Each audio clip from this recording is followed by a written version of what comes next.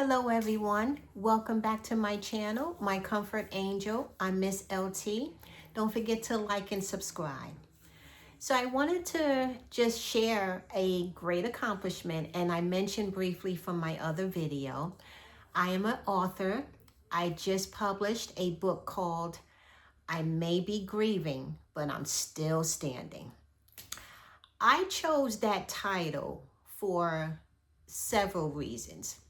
With grief, we know that it is a word and a part of a new normal that none of us wanted to be a part of. None of us wanted to even use it in our vocabulary. But we're here. I lost my son 4 years ago to vasculitis. And since losing my son, I've channeled my grief into helping others.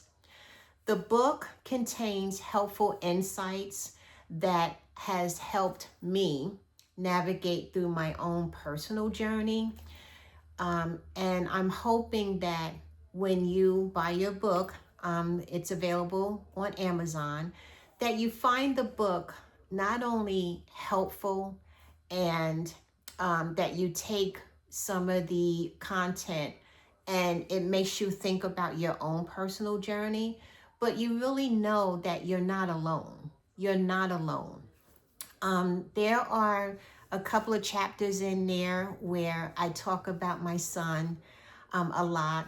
There are a couple of chapters in there that I talk about returning back to work, because as we all know, that could be very difficult, especially if you're grieving your loved one and then you know that you have to continue with your quote unquote day to day. There's also a chapter in there that is entitled Control Alt Delete. That will be one of my favorite chapters. Is actually chapter 1, because even though you can't control feelings of grief, you can alter the way that you think and delete feelings of guilt. I know for most of you, you definitely can relate to that, right? There's another chapter that I talk about the beach waves, right? In that chapter, I reminisce about the time my son and I visited a beach. It's called Assateague.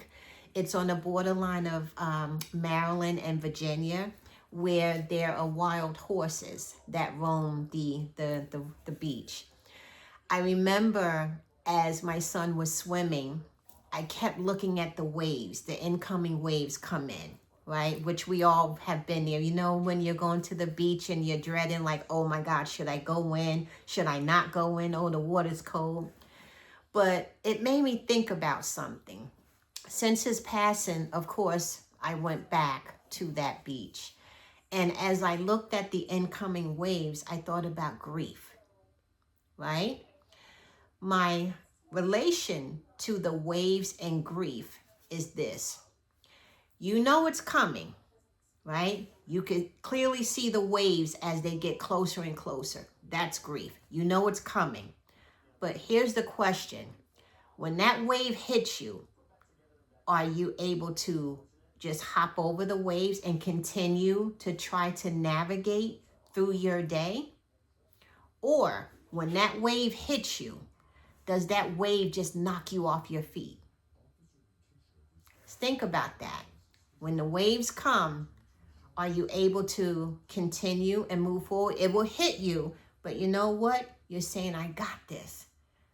I'm going to continue throughout my day, and I'm going to continue to try to move forward because I'm strong. I know that I'm not alone. Or when that wave hits you, is it like, oh my God, I can't. This is not a good day. It's not a good day. So I have a couple of chapters in there that I think that you will find very, very interesting. But the most important message that I want you, should you purchase the book, as a reader to know, you're not alone. Okay? You are not alone. Grief is different for everyone depending on the loss of your loved one. There are some who experience multiple losses. Okay, so it depends on your own grief journey and how you navigate through that. I wanted to just share that information with you. So please, not only like and subscribe, go on Amazon. Find my book. It's called I May Be Grieving, but I'm Still Standing. As always, thank you for listening, and I hope to see everyone back soon. To my comfort angel. Thank you.